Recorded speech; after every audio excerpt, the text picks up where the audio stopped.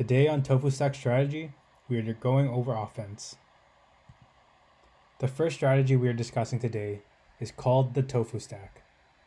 This is a vertical stack used specifically in the end zone. When setting up the disc, we have the middle and right handlers set up within 10 yards of the end zone. The cutters at the top of the stack, cutter 1, we'll call stack on me. The 3 cutters and the left handler will fall in line. This stack of cutters should be formed on the break side relative to the handler. To start the play, cutter 1 must ensure the handler with the disc is ready. The first cutter starts the sequence by quickly releasing to the open side. Cutter 1 will then cut hard towards the disc. At the same time, cutter 2 will make a cut toward the open side, and cutter 3 will take a couple of jab steps toward the open without traveling too far. If cutter 1 successfully separates from their defender, the handler can pass in the disc.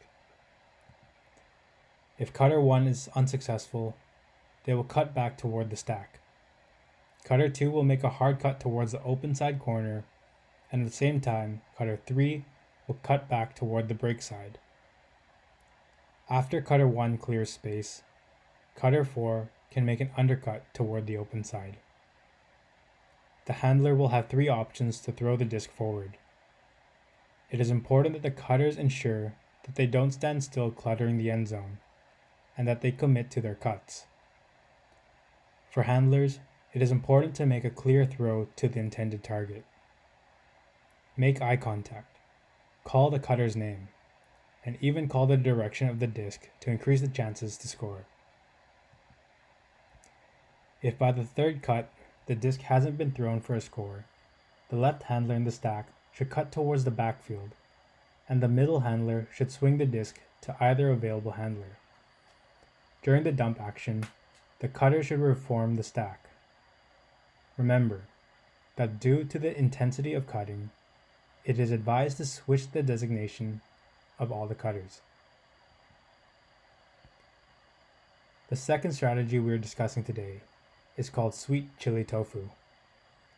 This is for times when one of our cutters catch the disc far downfield near the end zone after a big huck. In this scenario, the cutter now becomes a handler with only 1 or 2 cutters running from behind. The rest of the team will do their best to move up for support. The play starts as soon as a deep cutter, now designated as a middle handler, catches the disc. Cutter 1 enters the end zone, running toward the area that is in front of the handler and their mark.